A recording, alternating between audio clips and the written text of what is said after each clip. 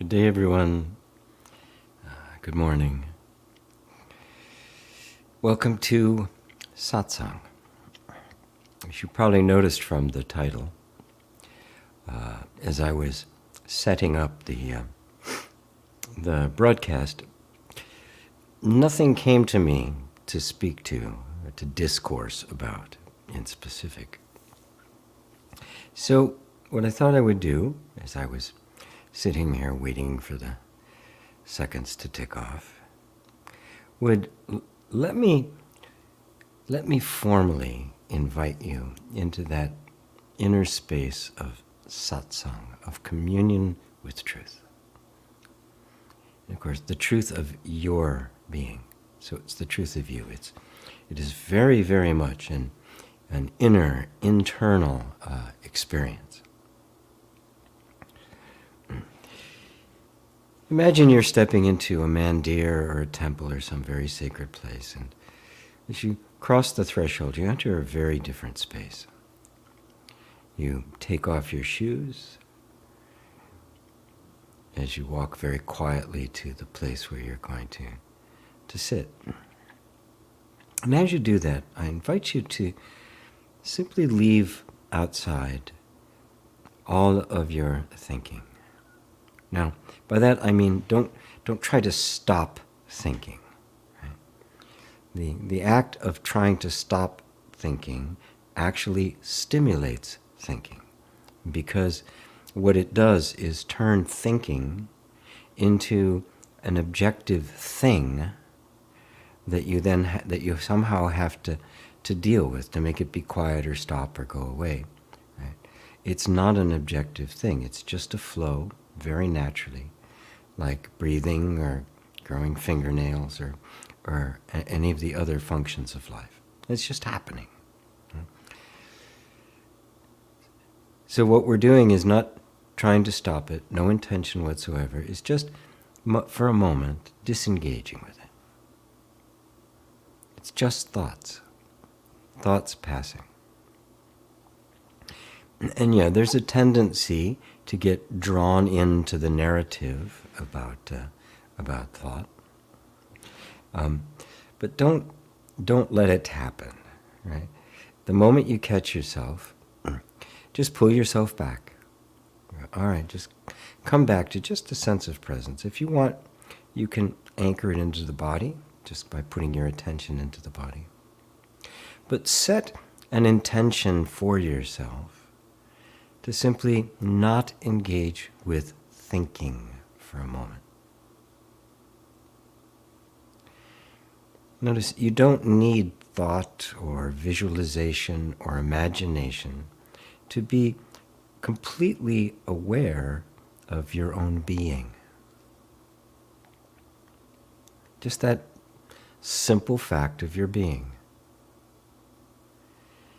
Now, in our everyday life, and then all the ways in which we normally think during the day, that's just, whatever. Of course I am. But what's really important, and this is just us having been conditioned to overlook the most fundamental, not pay it any attention, and therefore not know it in its vastness or in its limitlessness. Just be present with your own being, because that's the truth. That's satsang. That's all there is to it. Your being. Remember, being, the verb to be, what is, truth, reality, these are all synonymous. So reality, that which actually is this beingness that you are experiencing all the time. And just let your attention be there, even though it's not easy to keep focus on it. Just be present with your own being and having the intention to simply not engage with thinking for a while. You may have come with a lot of questions, and we'll get to the questions. But just for a few moments here, put aside even all the questions. Just be empty. Nothing here but you.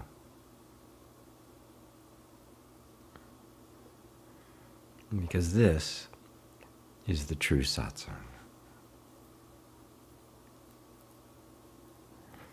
And it can happen any time of the day or week. It doesn't have to be a Sunday afternoon or evening.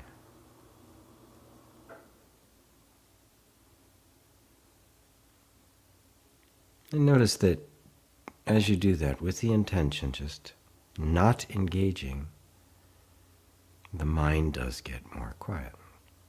But that's not our intention.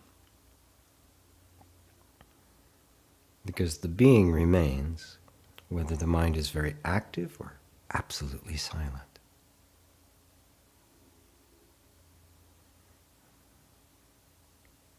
This is the true communion with oneself, the truth of one's being, which is simply, I am.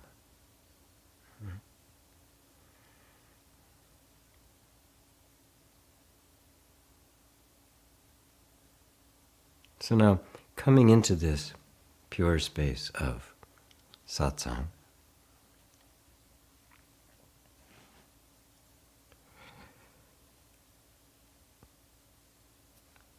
any questions that arise, allow them to just kind of percolate for a moment before asking. Let's not have this be a conversation or an attempt to acquire spiritual knowledge. Rather, let's make it a direct experience of yourself as you actually are, which is all there is to spirituality. It's nothing special. It's simply the spiritual path is simply the path inward. The conscious choice to turn attention as deeply within as you can go in the moment. And doing that consistently as it deepens and deepens and deepens until you see there's nothing left but you. Just being. This pure beingness is what the mind finds so difficult to approach, because there's nothing there. That is, there's no thing there. There's no concept. There's no object. There's no special idea or belief. There's not even spiritual ideas. There's nothing there except you. But this you is not the you that your mind normally associates. When the mind says, I, it is not talking about this emptiness. There's a thought there, there's a concept, there's a self-image.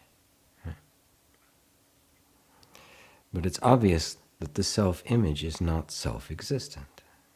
It depends on you perceiving it. So that version of you is just a perception, nothing more. And just be the perceiver.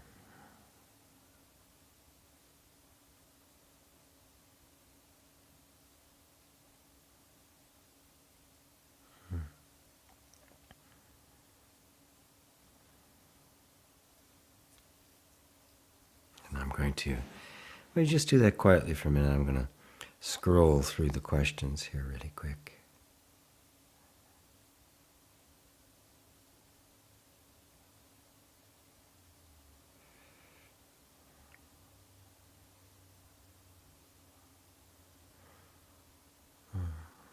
Lovely.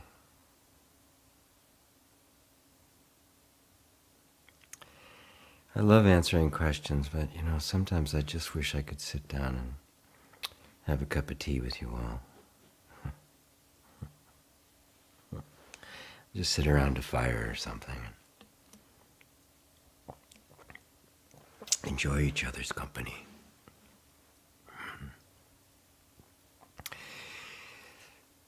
Well,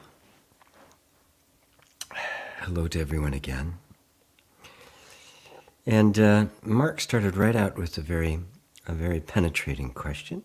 It says, assume I have a conversation with someone yesterday. I can't know if that person exists objectively and persistently outside of my reality, and vice versa. Then the person dies. But my reality continues.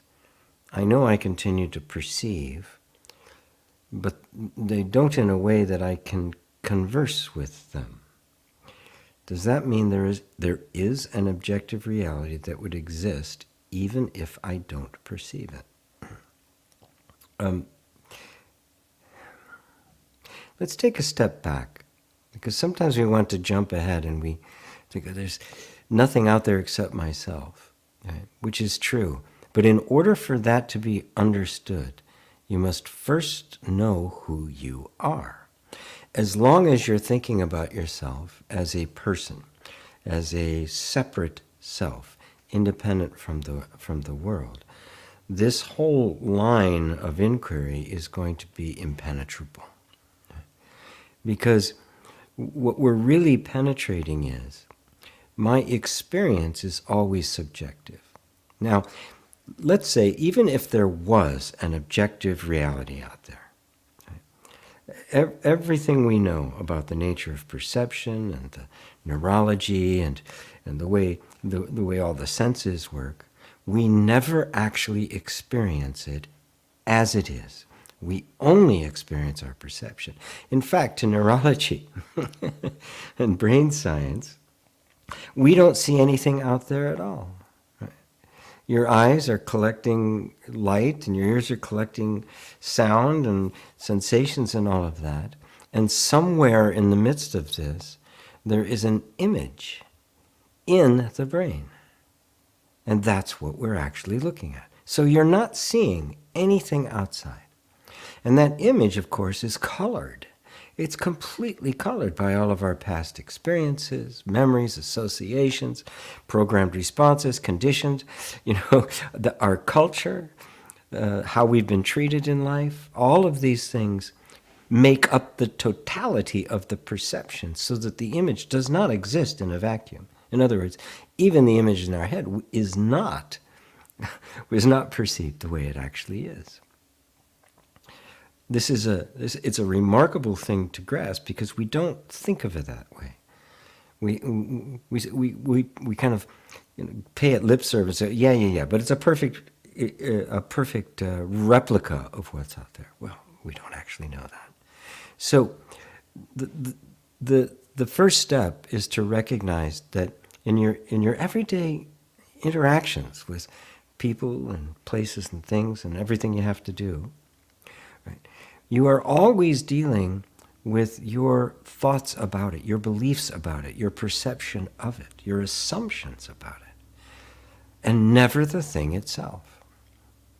Now, that's a huge step into self-inquiry and into liberating ourselves from thinking that, from becoming absolutist, that this is the way that it must be. This is the ultimate truth. It liberates us from that. Now that's long before we even consider the question, is there anything out there at all? Which kind of takes it to another level. So now you see, I'm approaching your question through all the levels to make sure that when it's time for a conversation like that we're not mixing the levels, that we're not jumping from one place to another, because that will just confuse us. So you had a conversation with somebody, assuming, right? Of course, we have conversations with people all the time, every day. Not to mention we're having conversations in our heads all the time, right? You can't know if they actually exist as an independent thing separate from your own perception. You simply can't. There is no way to step outside of even from the point of view of the neuroscience, I cannot step outside of the brain and look and see if I'm actually seeing something. Step outside and then look. Oh, there's me and there's that. Oh, yep, there it is. There's the perception. It can't happen. The point of perception, it doesn't move. It can't. Wherever it goes, wherever you go, it goes with you. So there is no way of knowing. Period, end of story. Now that's at the very existential level. That means that just puts what we were talking about earlier on steroids, that, well, what I believe about it is all I ever experience. And what I believe about it, in fact, may be all there actually is. There may be nothing other than my perception of it. But even those who purport that, the holographic image inside the brain, well, I have to ask, well, what about the brain itself? Isn't that in the holographic image? And if there's this holographic image that's in the brain, what's looking at it? This is the great problem of consciousness that science tries to deal with, because there's still, if it's an image in the brain, there's something beholding it. That something that is looking at the image, whether it's out there or close in or right inside the head, that is the mystery. That's the great unknown. There's a whole bunch of, on the materialistic side, that just assume it's some kind of structure. Right? That is the me. Right? But it is separate from all of the sensory mechanisms, all of the conceptual mechanisms, all of the autonomic nerve, all of it. Right? There's something else perceiving it. Now, what if it is a body, then there is a world, an objective reality out there. And if there is, I'll never ever see it, and neither will you. You'll only see your perceptions of it, which should make us immediately humble, compassionate, tender, and malleable. Right? Never taking a strong position, never saying, I'm right, this is the way it absolutely is, because knowing full well that it isn't. It is simply a perception. And we can argue about reality all day long, but it won't matter. But there would have to be something out there in order for that to be the case. Taking it to the next step of there being, of my perception and the universe being absolutely one, means I have to step into a completely different concept of myself. I cannot be the brain. I cannot be in a brain, because the brain is simply something else that has been conceived. It must be formless consciousness. Formless, which means it doesn't have a location. It does not occupy space. Space appears within it. Space being simply the perception of two different objects, which is all space is. Take all the objects out, and what is space? But even space is perceived. As subtle as space is, it is perceived. That perceiving entity, which is you, self-evidently you, but trying to grasp what all of the experience that's happening within this perceiving entity is. And then we ask the questions about life and death. I'm having a conversation with, apparently on one level I'm having a conversation with somebody, but on another level I am not. Now, some people say, well, I'm having a conversation with myself. People are kind of dabblers into to non-duality will say something like that. I'm having a conversation with myself. But there's still, you can feel that there's still a sense of a person there. The complete dissolution of the sense of a person and the merging of the sense of I with the universal being is the goal of non-dual self-inquiry, so that there's nothing left of the person. And if there's no person, there's no self, there's no other. Ramana Maharshi was once asked, Ramana, how should we treat others? His response was, there are no others. There is only this infinitely self-generating, self-configuring, self-modulating consciousness that is forever producing forms. No form has any existence independent from it, which means nothing exists subjectively. It also means nothing exists at all. No thing ever exists. It means that there's no birth and there is no death. There's no Brahma, Vishnu, Shiva. No creation, no sustainment, and no dissolution. Because nothing actually exists. It's like a cartoon character. They're never born and they're never going to die. Or the people in your dream. There's no actual thing there. There's only the formations. Formations of infinite consciousness. If we try to take that as the formations, with even still a remaining subtle sense of a separate self, we will become afraid. We will become, what the hell? I mean, there's nothing but me? Yes and no. If that by that me is meant the sense of a separate self, no, that's one thing among many. But if it's meant in terms of the infinite consciousness, then yes. And what is the infinite consciousness companion with? Itself. But the nature of consciousness, while its essence is empty, that is, it is formless, does not occupy space or time, its expression is the infinite universe. But that expression, that manifestation, is not separate from it. It appears within it. It appears to it. It is made of it.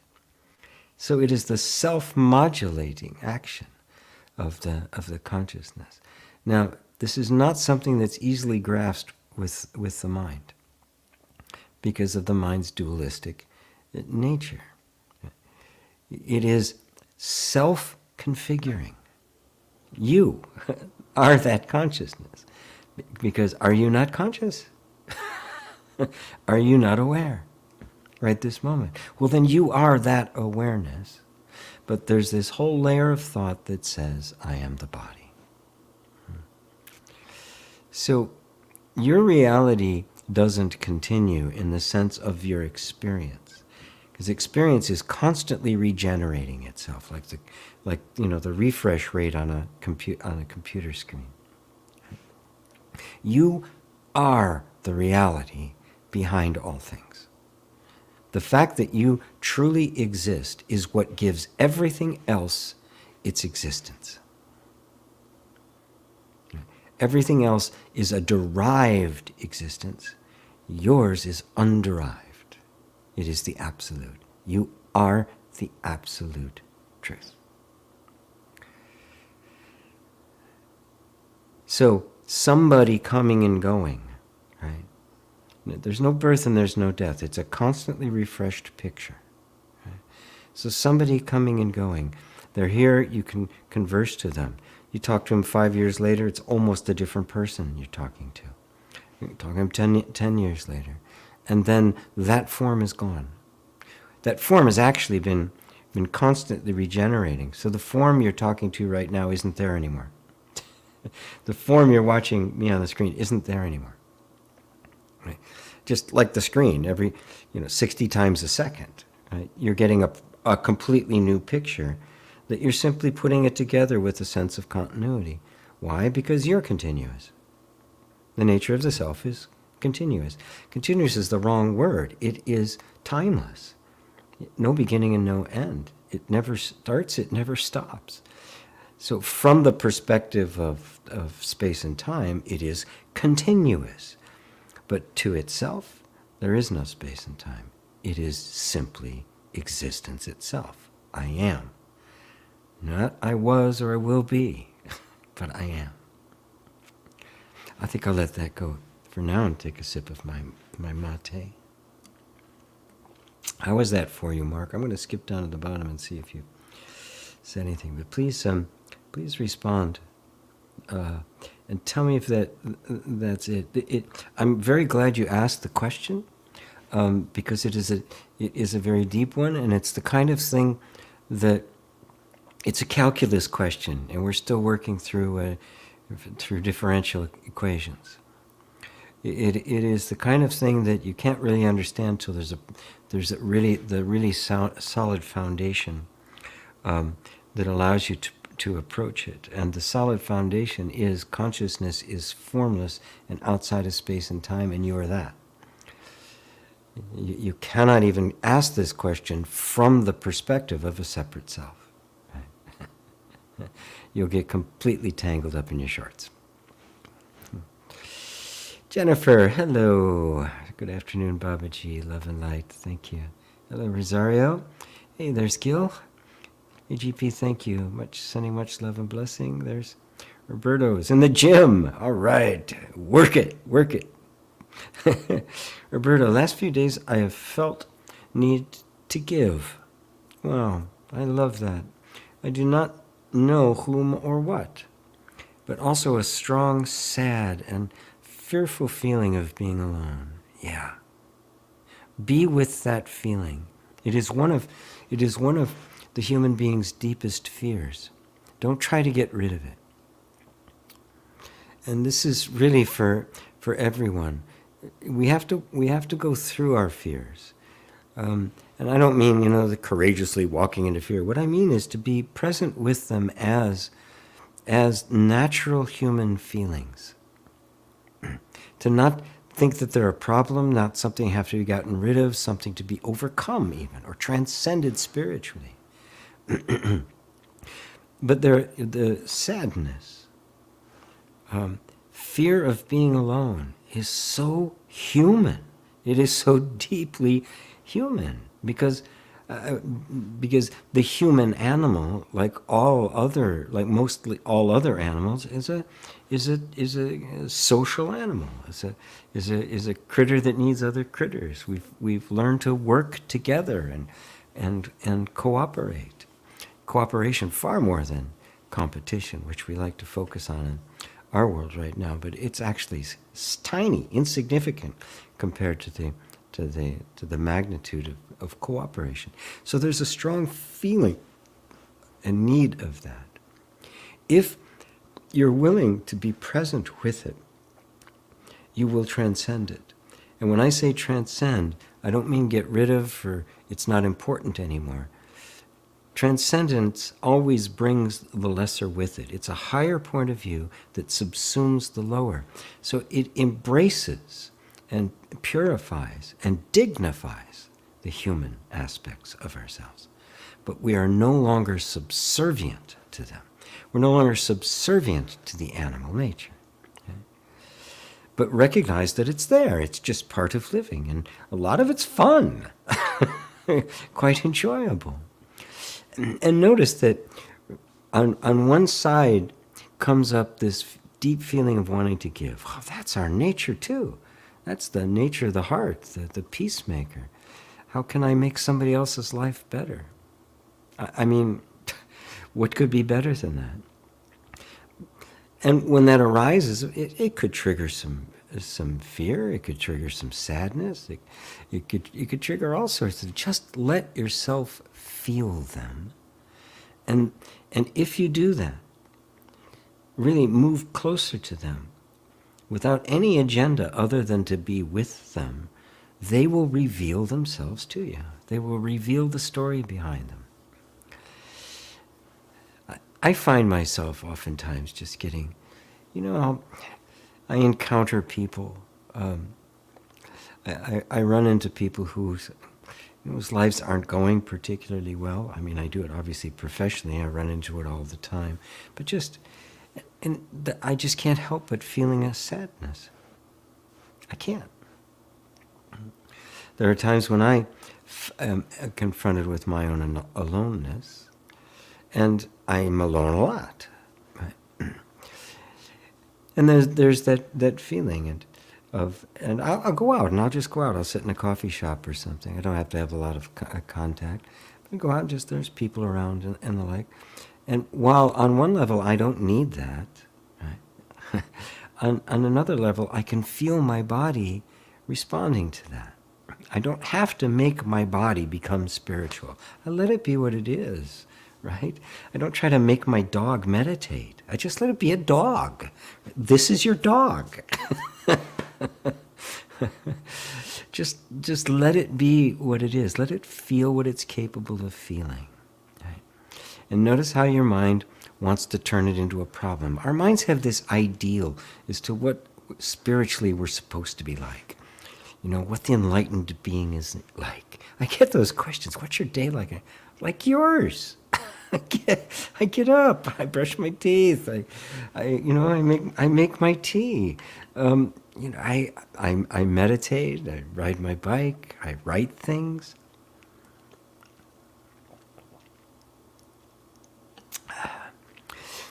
But and do the same thing with that when that impulse to give arises and you don't even know who or what.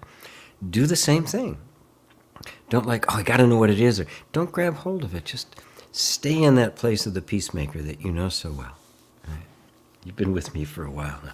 You know what I'm talking about when I say the place of the peacemaker. And be with the sadness. Be with that fear of being alone. And the very real possibility we could be. Right? Yeah. It's not completely out of the question. Right? Yeah, you might be. Right?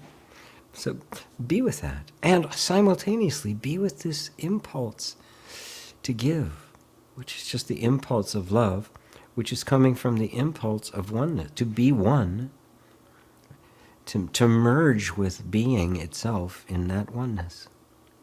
And just enjoy it, just the way you're enjoying your time at the gym. I love listening to to satsangs, my own teacher Muji in the gym, or Ribu Gita, or some other meditation from Samanera Jayasari. And just let yourself sink into the feeling. Remember, the bliss of Ananda, the bliss that we're seeking, that ultimate peace, is not the absence of human feeling. It's the exact opposite.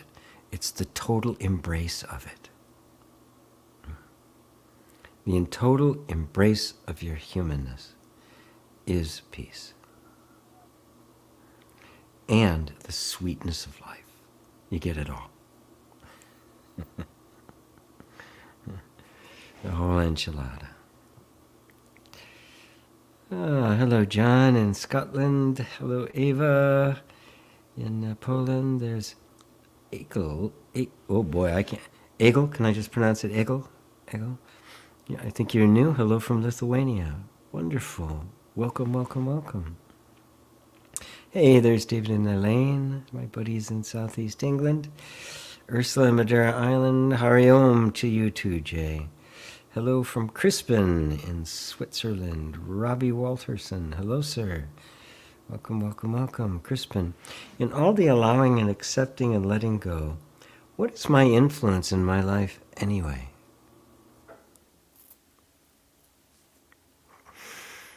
Well, ultimately, you are life. It's not something you are influencing. That what we experience of life is the manifest experience of ourselves. That is, you experiencing you.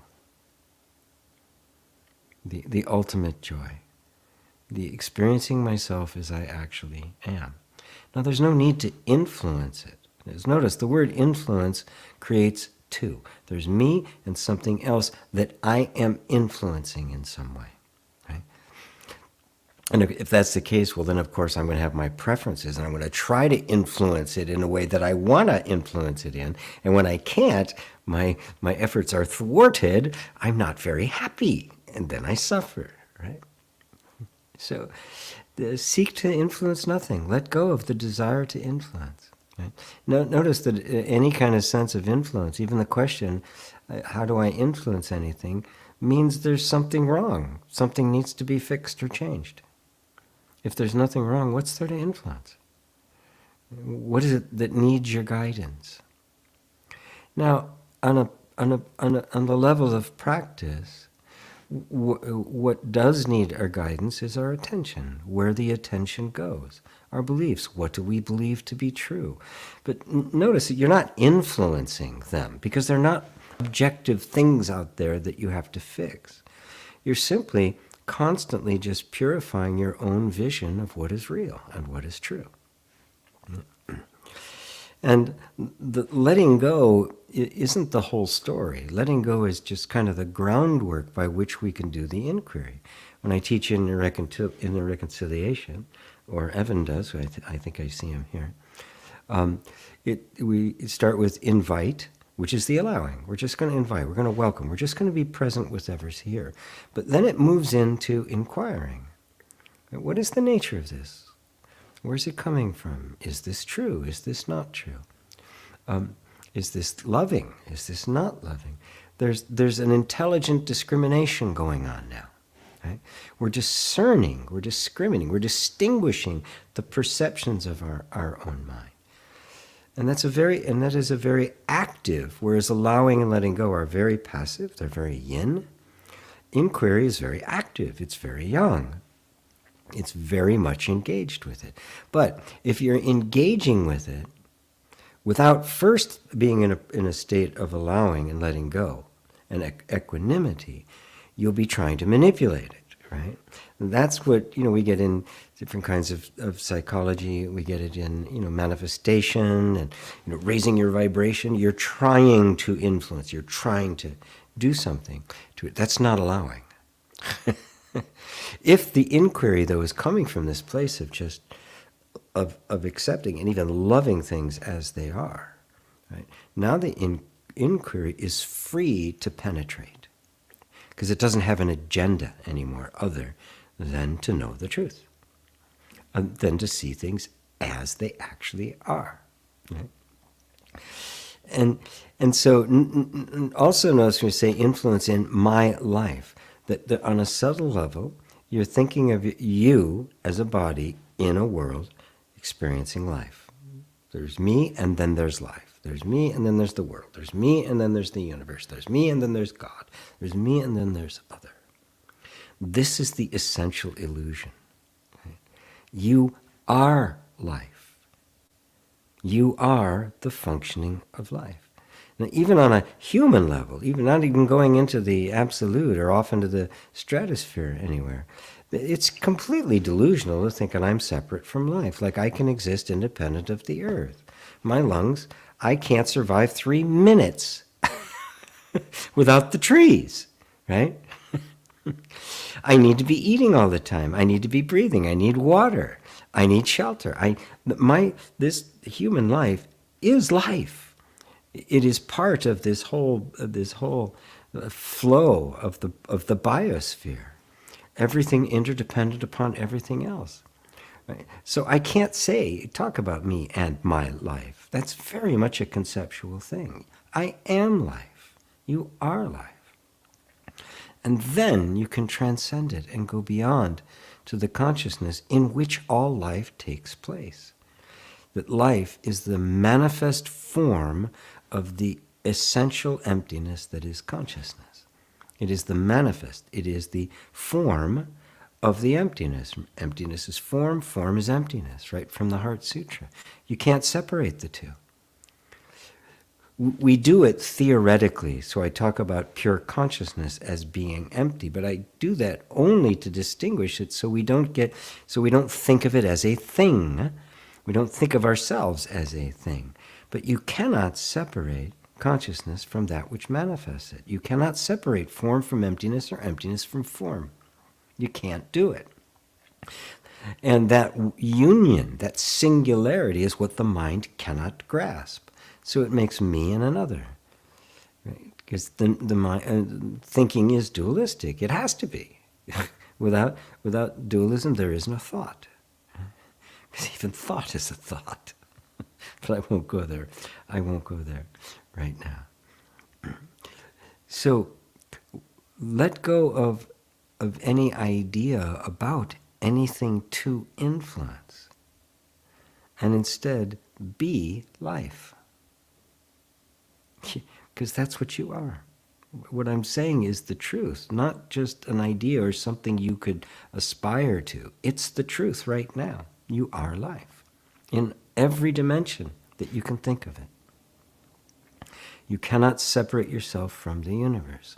So you have every right to say, I am the universe. And in a very real sense, you are the self-awareness of the universe. The tree can't admire its beauty. The rain can't feel itself falling on the face. I was just sitting by the pond this morning with this wonderful mist going over my face. The bug, there's a spider. He's still over there above my. It looks like a wolf. Somebody told me, a friend of mine who knows these things said it was a wolf spider. It can't appreciate itself. And here's this incredible, strange, alien creature sitting above my stove. It can't appreciate it. I can. That's my job. To be the self-awareness of the universe, but not in a psychic way, not in a pantheistic way. Right? I am the consciousness, and it appears within me.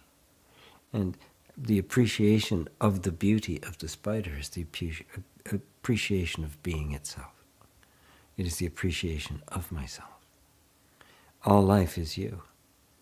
So you are the appreciation of it, and that is the highest self-love. I think I digressed a little bit, but hopefully you liked it. Carl, good to see you. There's inner work coaching. Yeah, there's Evan. Wonderful, wonderful, wonderful. Everybody should get familiar with Evan's work as well. He's my senior facilitator and teacher, and now a teacher in his own right. Hey, Jonas, good to see you. Good to see you. Good to see you. Carl, hi, GP. Many times I've had a strange sense of being out of place. I know it's just a sensation. It is caused by abandonment, disassociation in childhood. How to cultivate a true sense, of, where'd you go, belonging while being in a body on this planet. Thank you.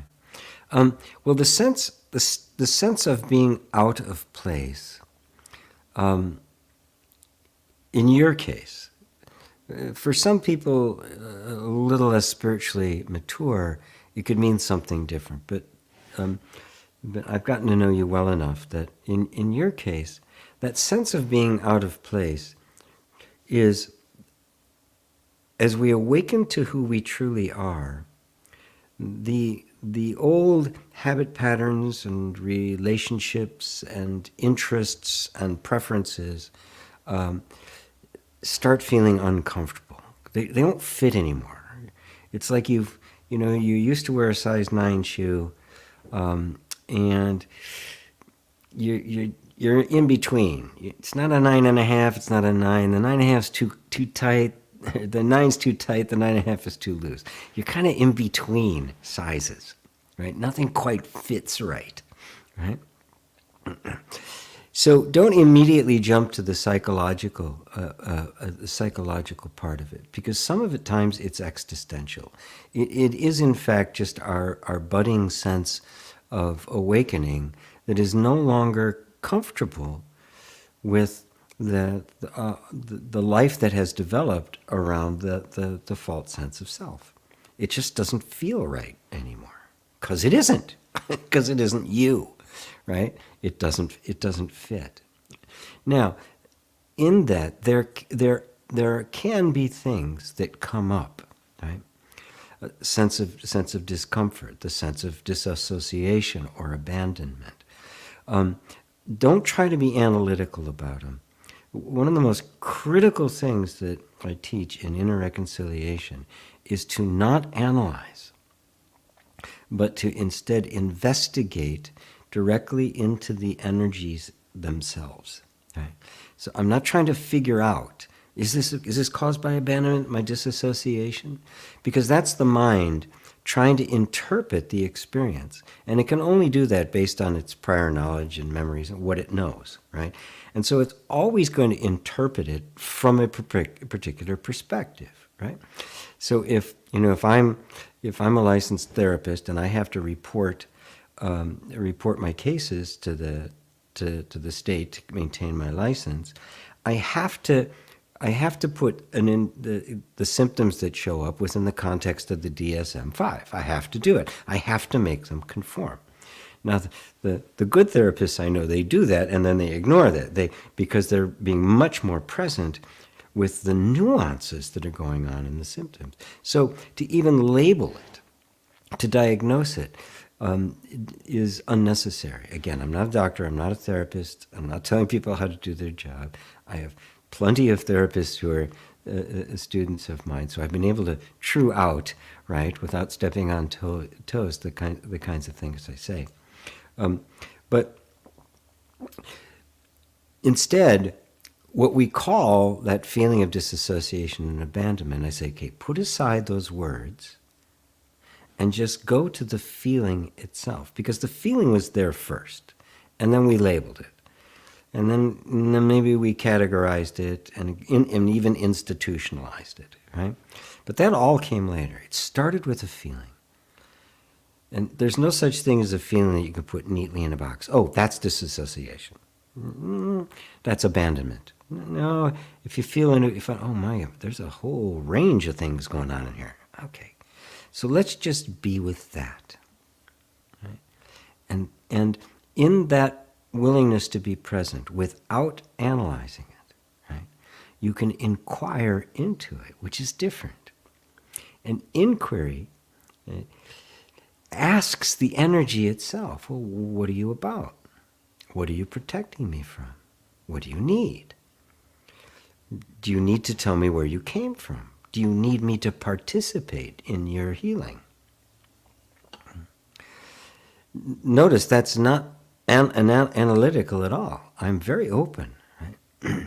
I'm open to doing whatever it needs me to do, up to and including nothing. Right? Because that open presence, right, is the inner environment of safety from which all healing arises, bar none. Without that, very difficult to bring about. I mean, it's not even, throw it away. It's not possible. It doesn't happen. There may be a temporary relief of symptoms, but it'll be back in one form or another. Right? So where the true sense of belonging, right? Notice the body on the planet. The body's doing its thing. The body is reacting. It's interacting. When it's hungry, it wants to be fed. When it's tired, it wants to sleep. When it needs a hug, it tries to get a hug. Right? It does what it needs to do. Right? Notice that that's going on. Right? Now, the body may have some need for some companionship, for some socializing. Okay, fine. That's great. Right? Don't label that as this feeling of belonging. Right? The mind wants a feeling. The ego wants a feeling of belonging, which it used to have. Right? Because it was identified with a certain sense of identity, part of a group of people that identified with that sense of identity, so there was a sense of belonging. That will be lost if that identity shifts and the identity of those around you doesn't, so that you won't belong anymore. Right? Now that can just keep happening, or you can take a big step back to that which is aware of the ups and downs, the belonging, the not belonging, the acceptance, the abandonment, the love, the rejection, and stand back at this place from which it is all being observed, that is not taking sides, that is not on any particular side. And notice it never feels like it doesn't belong, because where else would you be except right here as you? This is where you belong, as yourself, pure awareness. the pure consciousness that is aware of the rising and falling. I feel like I belong, I feel like I don't belong. I feel like I belong, I feel like I don't belong. There's no need to feel like you belong all the time. There's no need to avoid feeling that not built like you're not belonging, because that which is perceiving it does neither belong does not belong. It is belonging itself. You are right where you need to be. And in the self, there is no self-rejection, there's no self-abandonment, right? There's not even a childhood. So, does that help, Carl? Hope so. Do hope so. Dulty with Karina. Oh, hello, Karina. So good you're here. So glad you're here. Good.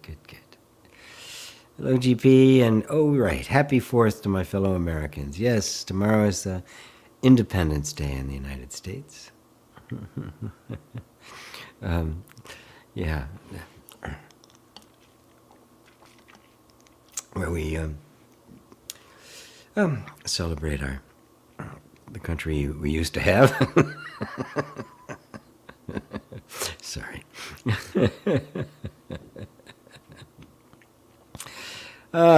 Jennifer. Oh, I'd love to sit by a fire with your presence. We could get a fire pit background in Satsang. Yes, wouldn't that be great?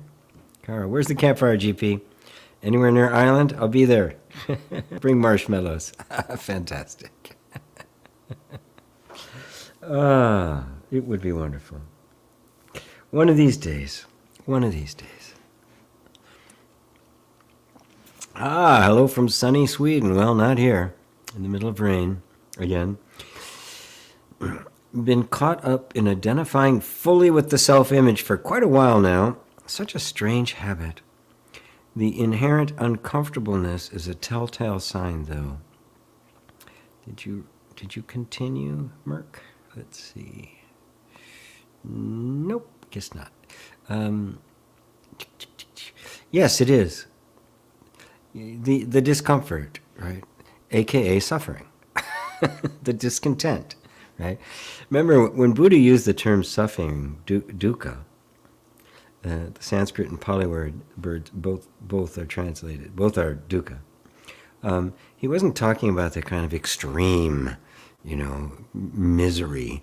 He was talking about discontent. Just the wheel of the hub is out of true and can't move. It's stuck. Right? And there's just this discontent. Right? Now, you noticed that the identification with the self-image, with the false self, which is nothing but an image and not even actually a real being, right, is reflexive. It happens so fast you don't even know it's happening, right? But you do, because you're catching it. Now remember, for most people, lifetime after lifetime after lifetime, that identification goes on and is never seen as identification. It is simply, I am this. In this lifetime, you have been fortunate enough to hear the Dharma and to recognize that it is a process that happens and it isn't who you are. But just the mere seeing of it is not enough to shut that whole process down. That takes some time. Right? And it just takes the time of growing the spiritual muscle. Every time you catch yourself, you pull yourself back. There it is again. Pull yourself back. Eventually, it runs out of steam because the reflexive action is only sustained by our going along with it. Because it has no energy or entity or self of its own. It runs completely on borrowed energy. And where's it borrowing the energy from? You. Because you are the energy. You are real. You are the self. So it must borrow your selfness in order to be sustained. Now, once that is seen, the reflex stops. The reflex dissolves and then stops. Identification. That doesn't mean The identification stops. That doesn't mean there isn't a person there. There isn't a body walking around. There's not interaction. There's not life. There's not relationship. It doesn't mean that. It just means there's no identification with form. And so now you, pure awareness, experience life exactly the way you wanted to, which is full and pure and beautiful and innocent, filled of ups and downs, filled with great love and great loss, great joy and great grief. The full range of human experience gets redeemed by that. So identification means the end of suffering, but not the end of life. Right? Not the end of the form. Right? So we're disidentifying with it to experience life in its fullness and to end suffering and be happy. That's the end result. You're happy. Because there's nothing to be unhappy about. Once that identification has been seen through, and you can be free of suffering even while the reflex of identification is still going on. You don't have to completely dismantle it. You simply have to see it for what it is. And so at that point, as you said, the inherent discomfort is a telltale sign. That discomfort is not suffering, is it?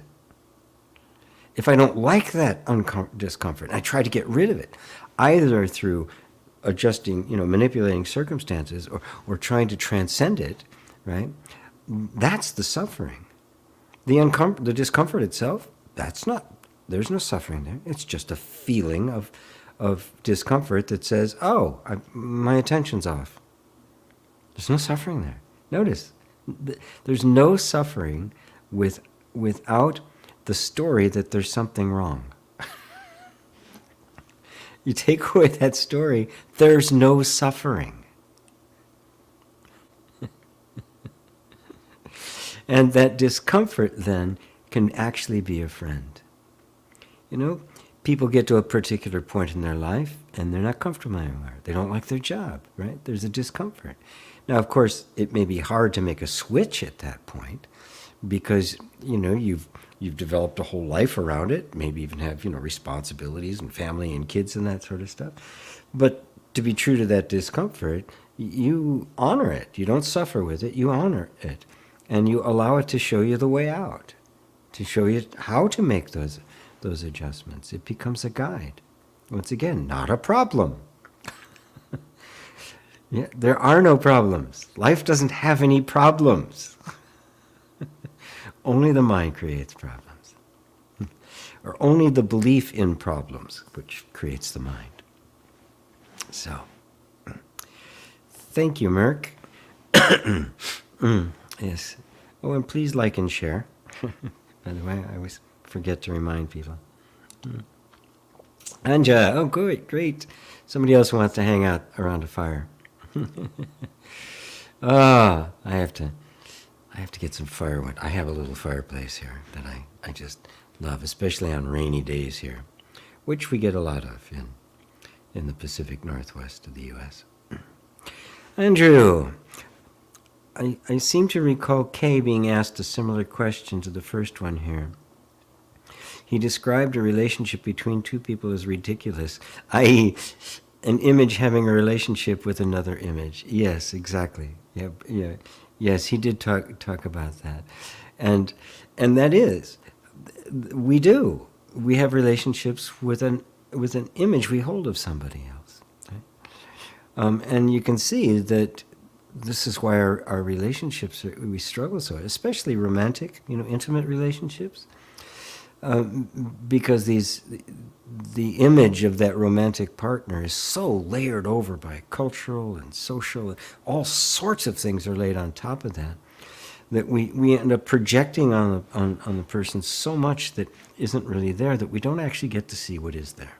So we have a relationship with an idea rather than with being. And don't even have to go all the relationship to the the oneness, the singularity of being, to just the experience of relationship, which is a manifestation of the oneness, believe it or not, right? In its purity, is you experience the appearance of another as it actually is, as they actually are. And that's intimacy. That's genuine love. This is what actually everyone craves. And then going beyond that, the craving goes, I want to be one with myself. I want to know myself as I am. But most relationships, you're in a relationship with your image of them. And, don't even worry about them being in a relationship with the image of you, right? Because until you're seeing them as they are, that you don't even bother with that. It's a waste of time. But yes, Kay did say exactly the same thing. It's perception. We have relationships with our perceptions. And the spiritual path is out of perception and into truth. As the first bodhisattva practice given by the Buddha, becoming adept at distinguishing the perceptions of your own mind. To do that is to become totally equanimous and compassionate. You're no longer enforcing rules. You're no longer a fundamentalist. You're no longer legalistic. You're no longer a philosophical or theological. Okay? You become completely fluid and malleable, just responding to the moment as the moment needs. The moment's needs determine the response, not some kind of predefined position. This is genuine freedom, and this is genuine compassion, this is genuine spirituality, this is the life of the sage. Hello, Barbro in Sweden. Hello, Grimace. I would say it's a paradox. To reach the spirit within, everything we do is using the body, yoga, breathing, meditation, fasting, etc., etc. Therefore, the body is the most important. It is, yes, it is very important to practice until it eventually, like everything else, all teaching is useful as long as it's useful, right? Everything, every teaching, every practice, every aspect of life brings us closer and closer until finally we even let go of that as well, let go of the body. But yes, when I do meditations, we start with the body simply because it's an anchor point that is not in space and time. That is, it is not locked in time. It is not in the past or the future. The body is like an animal, and animals are very much the present moment. They're not. I've been meditating by a pond in the morning since it's been nice outside, and there's all sorts of tiny little critters, bugs on top of the water, and little things underneath the water as they're bopping around it, and just watching the way they react. It's totally spontaneous. There's no thought. There's no past. There's no future. It is the perfect interaction between environment and the organism, which is inherent in it's a complete unity. Right? We just think we're outside of that, but the body isn't. The egoic mind has a picture of us being out of there, but it's not real. It's not true. The body is that, completely present in the moment. So to start there is a great way to get yourself into the present moment. Anchoring yourself there. And then as you do that, more attention on the body, which is here in the here and now, there's less and less mental activity. Because the mind is always just thoughts of the past or thoughts of the future. It's never in the now. So the more I'm anchored in the body, the less mind even exists. Because it doesn't exist in the present moment. You don't need the mind in the present moment. The mind is always remembering or anticipating. It is always describing, categorizing. So it's always after the fact. It's always the past. Imagining the future. Whereas the experience of the body, which, is a good place to start, and you can go beyond the body to just the nature of experience itself, just the perceiving of being, is very much right here, right now. You are right now perceiving the sensations that we call the body. Then you can transcend it. It's not the most important because it is a key step along the way, right? But it's not the most. It is the most important step in the beginning. Everybody has to learn how to center, to anchor themselves there before you can go beyond it. So, and it is paradoxical, right? It is because with the idea that we're supposed to transcend the body, but to transcend the body is to actually go beyond the belief of a body. And then you find that the experience that we call the body isn't a body at all, that in fact it's consciousness. And the body as an entity, as an objective reality, doesn't exist. There's just the sense of being and the manifestation of being that we have mistaken as a body in a world, and thus a separate self. No separate self, no body, no world. Just the pure experience of the self, which in our illusion we have called that a body. So I'm going to what we call the body, but eventually we'll leave the body behind in the realm of pure experience. And at that point, even the paradox disappears. It's not a paradox at all. What we call the body isn't the body. What we call the body, what it actually is the self. Does that make sense to you, Grimace? Hey. Hello, Evan. Good to see you. Yep, I'm here. Jay, I love how Kim Eng explained acceptance means going the whole way that you're willing to be with something uncomfortable forever. But then there isn't a forever because it's only now and nothing stays. Yes. Yes. If you know what, the litmus test for am I truly allowing is, can I be with this uncomfortable feeling forever? Or at least for the rest of my life. Can I be with it?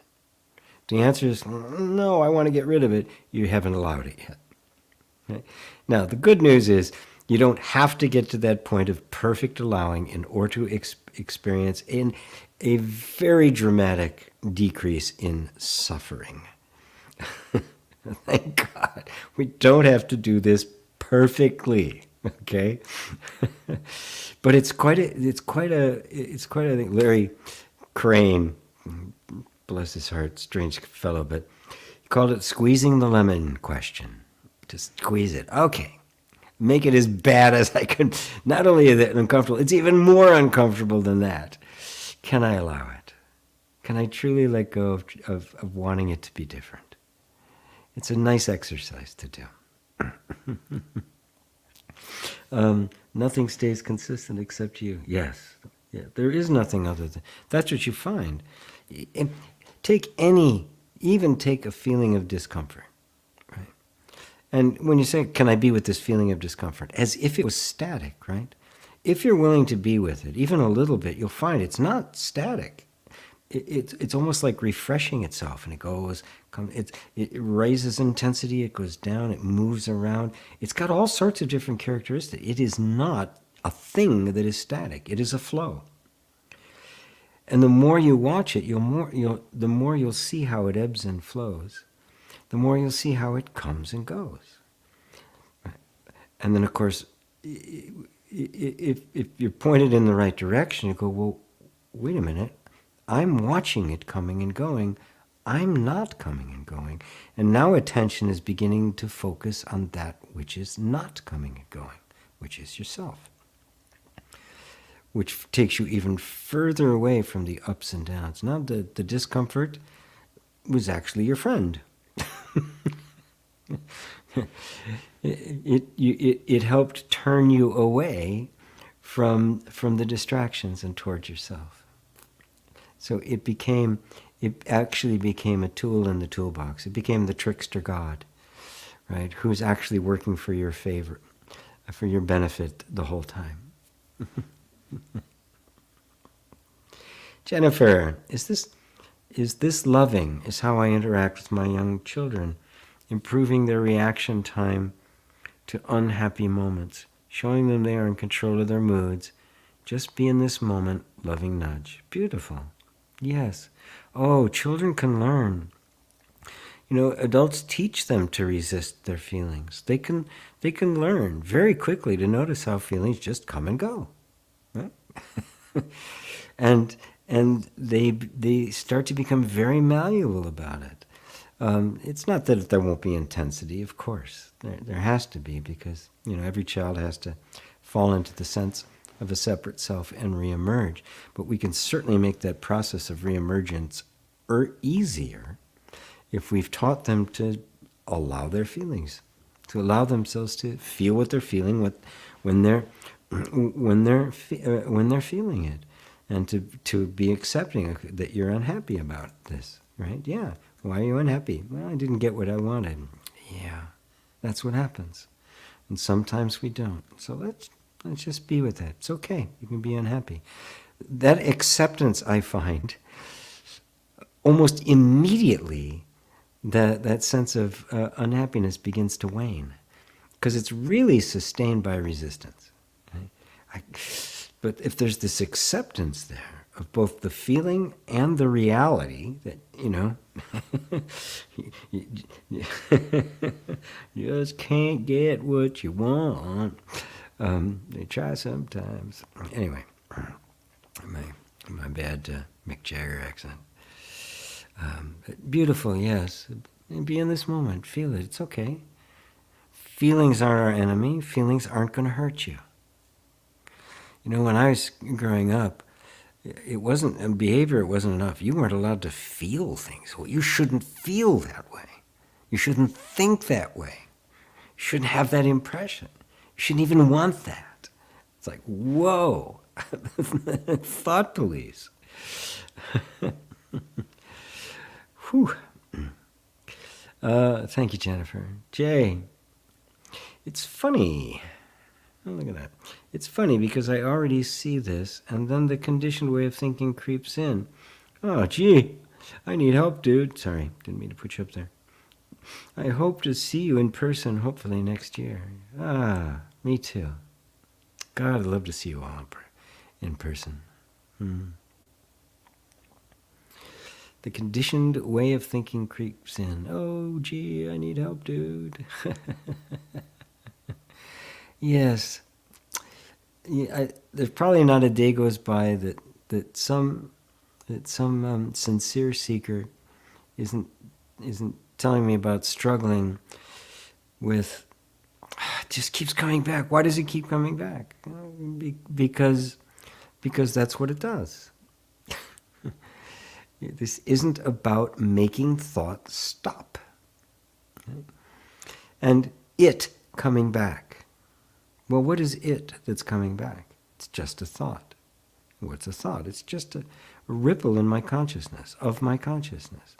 But when I say that it is something that shouldn't be here, I've literally created an entity, like a foreign particle inside of me, a foreign entity inside of me. There's none there. It's completely in my imagination. And because I'm powerful, I create the experience of as if there was an entity out there I'm fighting with. And I'm fighting with myself. I'm shadowboxing. There's nothing there. It is just a thought, not an entity. Even the thought, I need help, I can't get rid of it. Well, it's just another thought, isn't it? Part of the same pattern of thinking. Take a step back, look at it. Oh, look at that. Same thought. Does it matter? Does it matter whether it's there or not?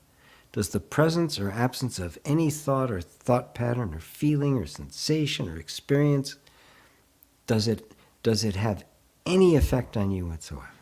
Does it matter? Does its presence change the truth of your being? Of course not. It can't. But that's the thought. It can. Somehow I've got to get to this state, this incredible spiritual state, and when I'm there, it'll be great, and there'll be angels singing and red seas parting, and no, it'll be this. After enlightenment, the laundry, which I did before satsang. That's right. I was doing laundry before satsang.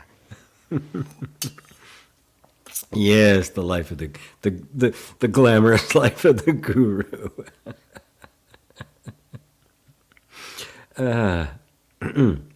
Let's see. Jennifer, I'm feeling a great now letting my bug buddies live by moving them out of my house. I'm feeling great. My bug buddies, moving them out of my house. Yes. Well, one thing I learned, which really surprised me, because I never thought very much about it, and living in Washington, there's not a lot. It's too cool here, so there's not a lot of insects, right? But I lived in New Mexico. I went from Washington. I lived in Mexico for a while, and there's a lot of bugs there. A lot of bugs. The house was filled with spiders. I used to have to actually get spiders out of the bathtub every morning whenever I was going to take a shower. And sometimes they were stuck in there. They couldn't get up the side. So I had a piece of paper or a towel so they could climb up. But what I learned when I was down there was that there are indoor spiders and outdoor spiders. And if you put the indoor spiders outside, they'll die. They can't live outside. They've evolved to live inside. So you just kind of have to make friends with them, like I have. Oh, he's gone now. Well, he was sitting there for, wow, almost 2 hours, maybe sleeping or something.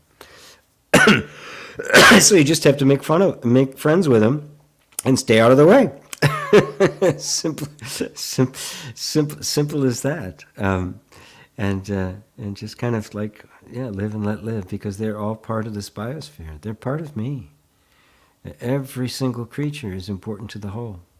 Not one tiny little thing is out of place. It's just bewildering and overwhelming when you realize that. One stupendous whole. Greetings. Hey, greetings to you, Francis. Good to see you. Kiyoshi's Army. You're way more effective than any doctor or therapist. Well, thank you. I will never make that public claim. I couldn't even finish junior college. I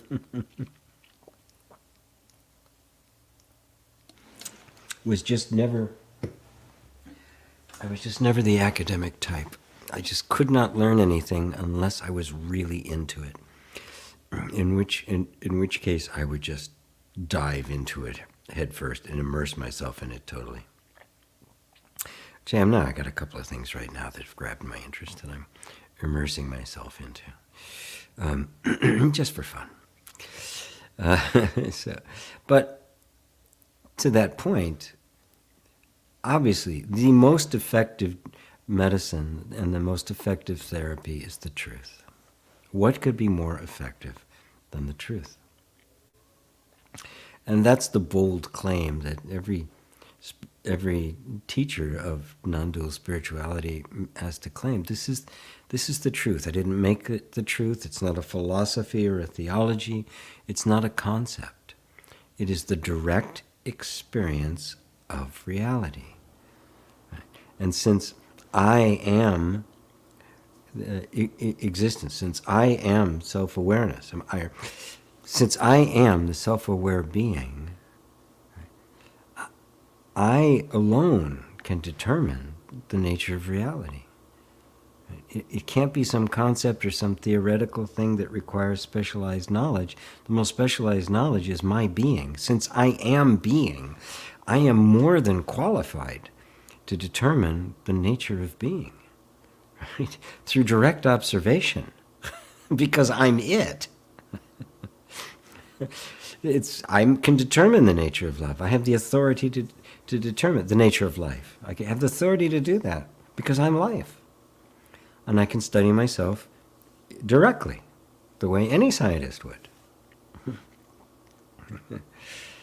So, Jennifer, hearts from Jennifer, thank you.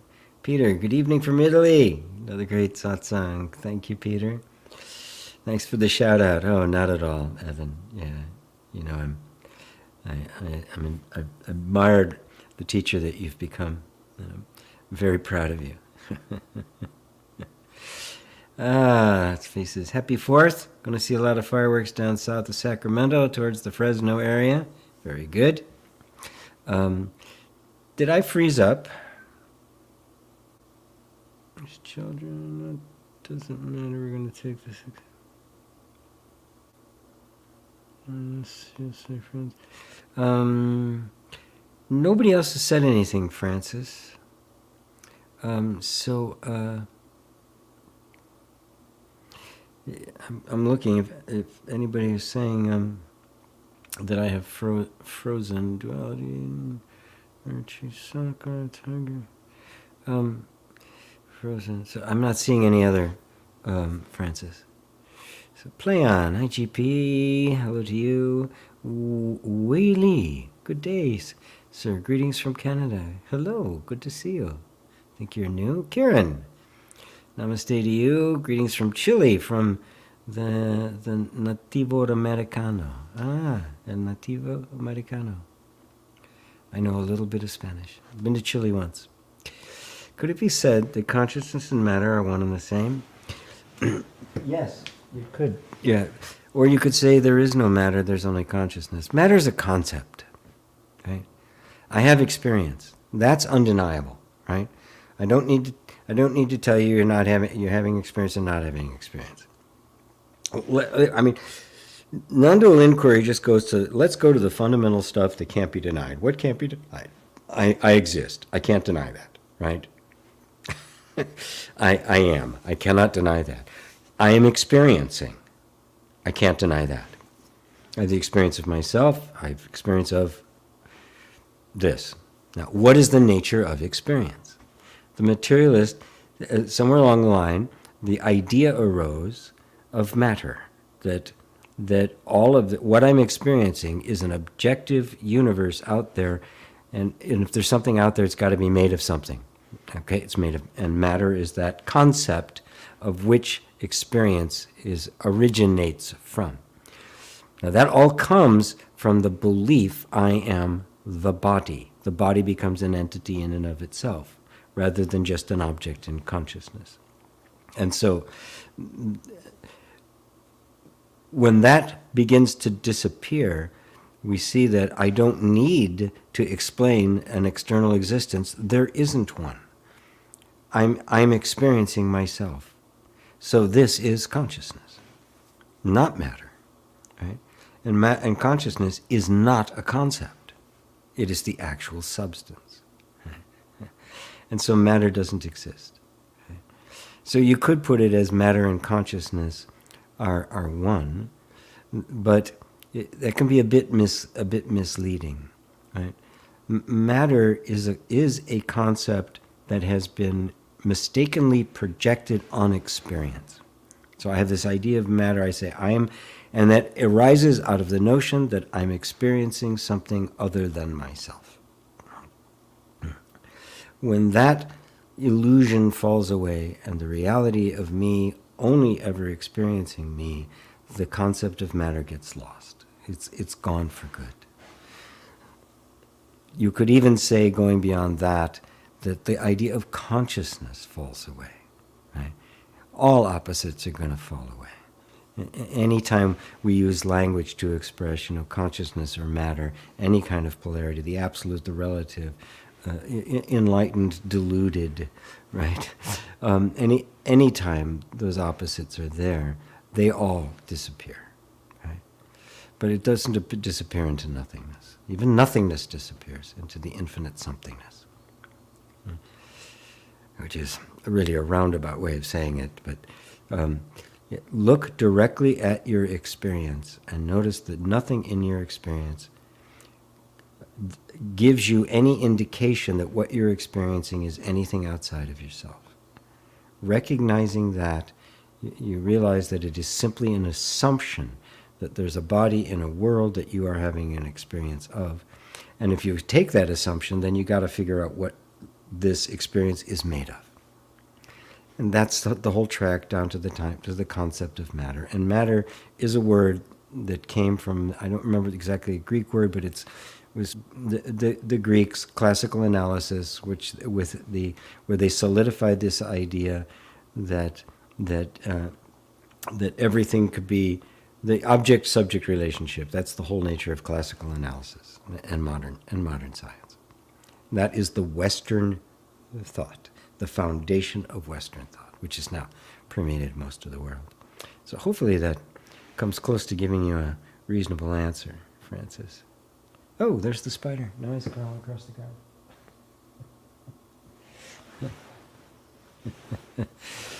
He's new. I haven't seen him around here before. You come here often? Let's see.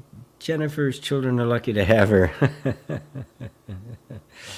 Golden Tiger, AMVs. Duality is needed in order to discover our true selves, and our bodies are perfect for that process. Yes. Yes. Duality, it isn't needed to discover the true self, because the true self transcends both duality and non-duality. Notice, duality and non-duality are opposites. Therefore, they're conceptual in their basis. When we talk about the non-dual, what we're talking about is neither dual nor non-dual. We're not talking about duality. We're talking about the essential unity of all things, that all things are not things at all, but they are simply one appearing as many, inconceivable to the mechanisms of the mind. And so we can call it dual, that is, this in relationship to that, right? I'm pointing to the microphone, right? Anything in relationship to anything else. But at the same time, they're simply two manifestations of exactly the same thing, as is the relationship between them. So ultimately, both duality and non-duality fall away. They're simply concepts, they're simply words for the pure experience of being. But to your point, the process of that discovery, the body is the perfect vehicle for doing that. We have many perfect vehicles. The fact that we have dreams is such a pointer, right? You wake up from the dream and you go, oh, none of that was actually happening. Nobody I was talking to was actually there having a conversation with me. Every character, even if they look like people I knew, were me. In a dream, it's all me. I'm talking to me, I'm interacting with me, I'm touching me. Right? That's another pointer we've been given to another breadcrumb to find the way back to the self. The breadcrumbs that the self left for the self. Because remember, you're not the one that wakes up. The guy in the dream doesn't wake up. The self wakes up from the dream of you. It's like you fell asleep and you imagine yourself to be somebody else in another country walking around seeing things. That person doesn't wake up. Nothing that person does contributes to the awakening. No process or practice they do has anything to do with it. It's all appearing as part of the dream. Right? The one who wakes up from that character and everything that the character did. Right? So think of yourself, your current name, as the character in the dream. And that you have left yourself breadcrumbs to find your way back from that identity, back from that dream to the reality of your being. So, make me laugh, GP. Oh, I said something funny? Oh. Jennifer, oops. Where'd you go? Jennifer, absolutely. Allowing the thoughts be clouds passing. Oh, there's another one. Yep, another one. Yes.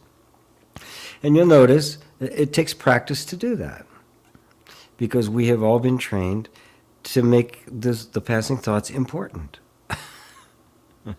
Oh, really? Oh, that's really important, Either through an attachment to them or a fear of them. We turn them into something important. So the thought goes by, there'll be an impulse, almost reflex, to identify with it, or to take a position, which is an identity towards it. Right? So it requires some practice to go, oh, no, wait, it is just a thought. It isn't true. It isn't absolutely true. And it's not just thoughts, because the thoughts connect up to emotions. There's a continuum there, and a feeling. And it's the feeling that makes them seem more real than they actually are. But if you realize both the feelings and the thoughts are both passing like clouds, now you're in the place of the pure witness. You go on, LOA, yes, my friends often come in forms of carpenter bees. I catch them and release them back to probably come back in. Yeah, they're probably just going to come right back in again. I love my bug friends. Very, very good. I'm glad you love the bugs. They're very important to us, by the way. There's so much in the fabric of life, as everything is. One of the most profound bits of arrogance of the human mind is to think somehow we can function without all this. Right? And have madmen say, oh, we're going to go to Mars. Oh, good God. God, please. Jay says, no, it doesn't matter. We're going to take this acceptance and allowance seriously. There's nothing wrong in anything that rises. It's part of me. Without me, and without me, nothing is perceived. Yes, that's exactly the case. You are being one with it. It sounds strange because it's like, I'm not that, I am that. I'm not that, I am that. It is the moving towards, moving away. Right? I am not that, in that I am no longer identified with these thought forms, right?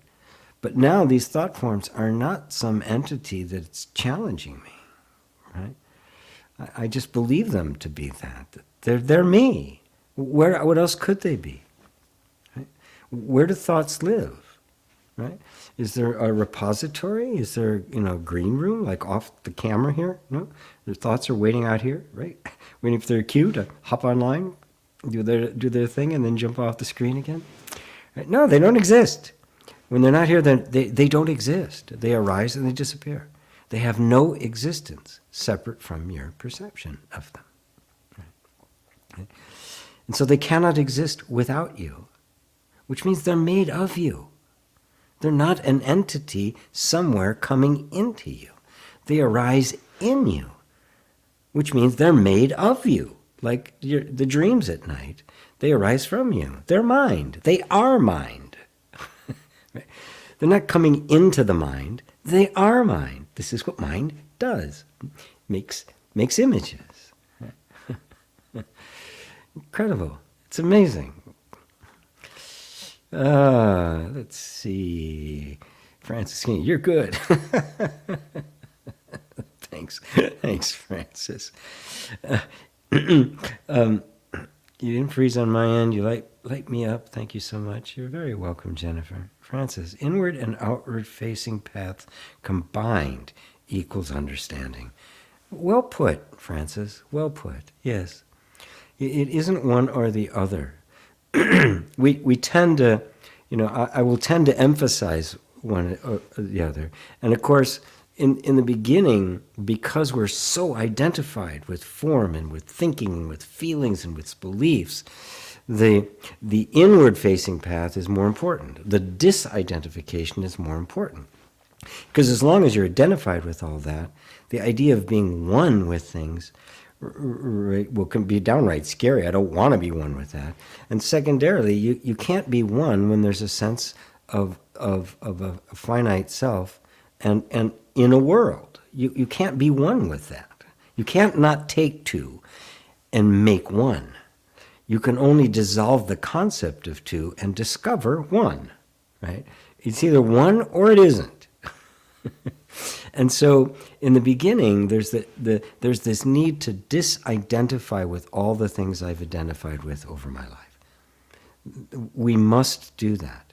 We must stop thinking of ourselves in terms of this person, this form, my beliefs, my gender, my race, my age, my nationality, my locality, my political beliefs, my religious beliefs, my all the different kinds of beliefs and assumptions we have about life. We have to let go of those, see them as just nothing but perceptions, and let go of identifying with them. That is, no longer defining me.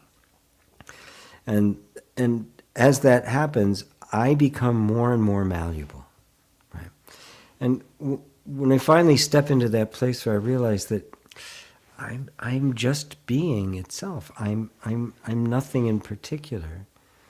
At that point, the idea that all of this experiencing is actually one with me can take place. As long as that me has a boundary, right? That is some kind of a form, even if it's an ephemeral form or a physical form, I can't be one with this. But if this is formless, then everything that I'm experiencing is happening within me, which means it's made of me, which is the oneness. And now there's no other that I have to deal with. I only have to deal with the belief in an other, which creates the illusion of separation, which creates the illusion of conflict and therefore suffering. If there is no other, any form, be it an inner feeling or thought or belief, then that otherness disappears, and it's just myself. And the belief disappears, but the experience does not. And you find yourself whole. You find yourself, you can say, I am the universe, and mean it. Rabi, Muji says, it's like our life is sitting in a field of grace once we're established in the self. Could you talk about this a bit? Yes.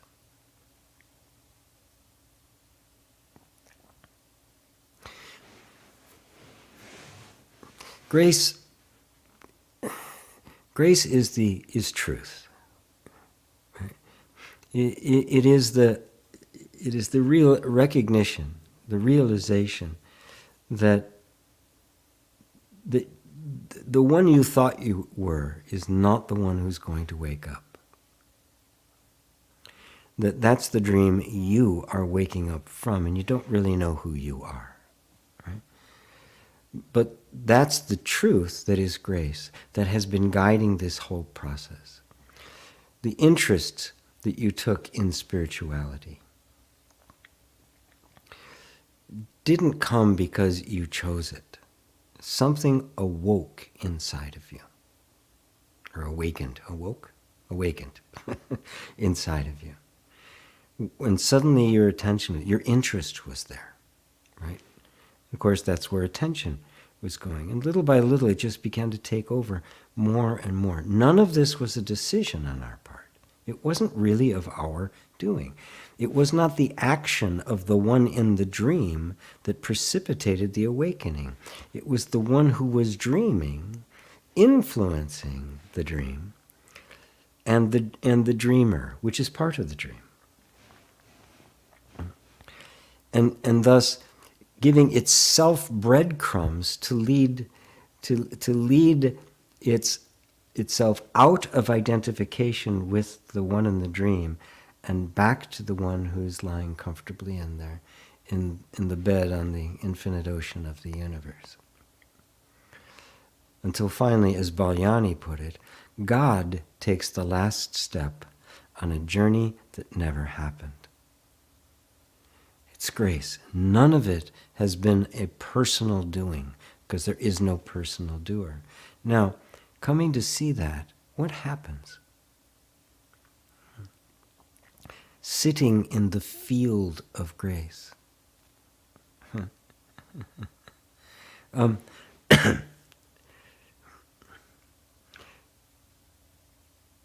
Look out your window, or just in the room, even if you're in a room, right, or there's some nature around, just this field of grace.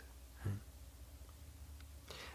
The Garden of Eden, which we never actually left, but simply we're deluded into thinking wasn't here.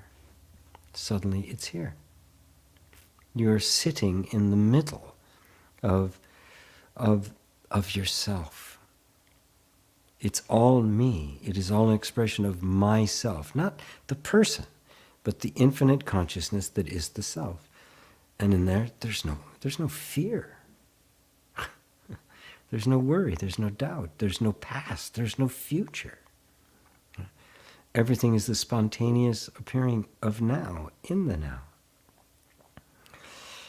And the feeling of grace, not of my doing, it's not, as it has been interpreted, like God has done something for you that you couldn't do for yourself, right?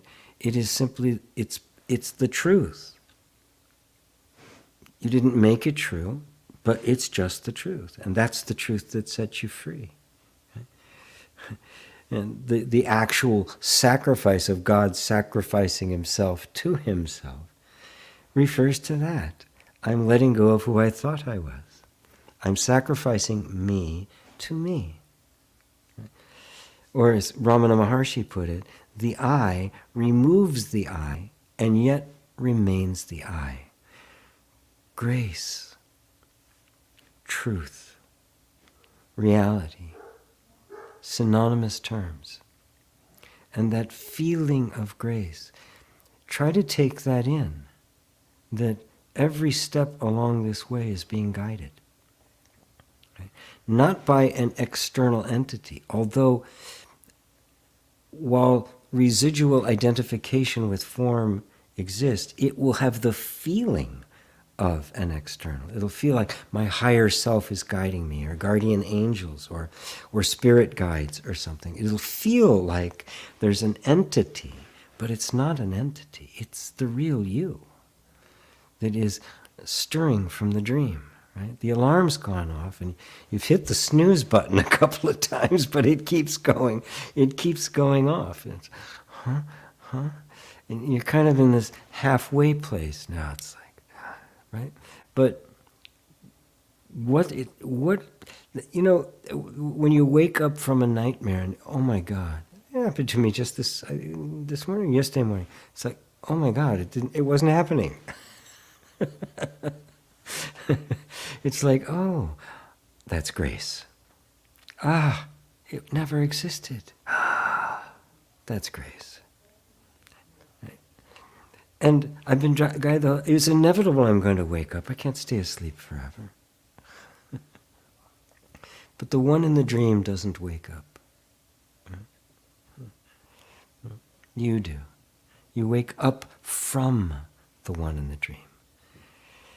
And now the one in the dream is the sense of identity. You are not that. But just feel that sense of, oh my God, I am that. That's grace. And the word grace is beautiful because it's not just theoretical, it's not just the realization. It's a realization in the heart. The whole body becomes one with the universe. This is the field of grace.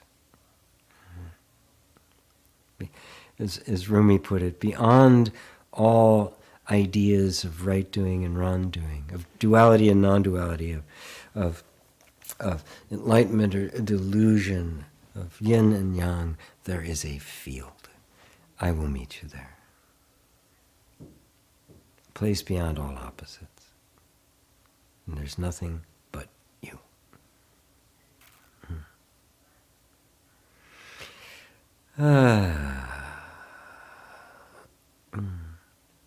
Hopefully that helps you all out.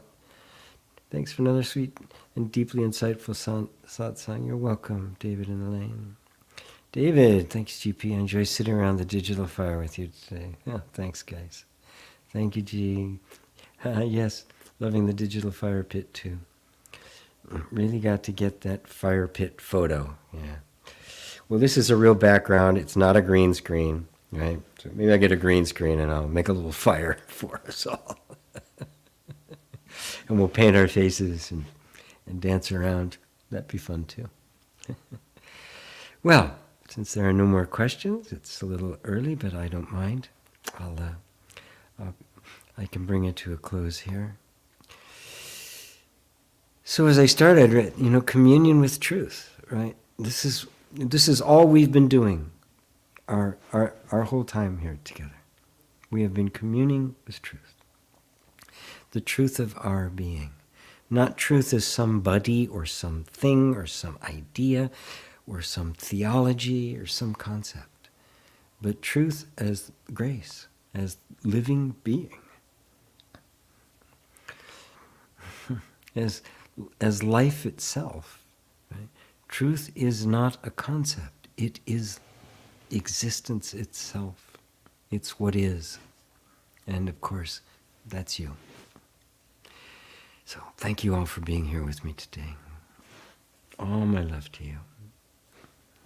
Namaste.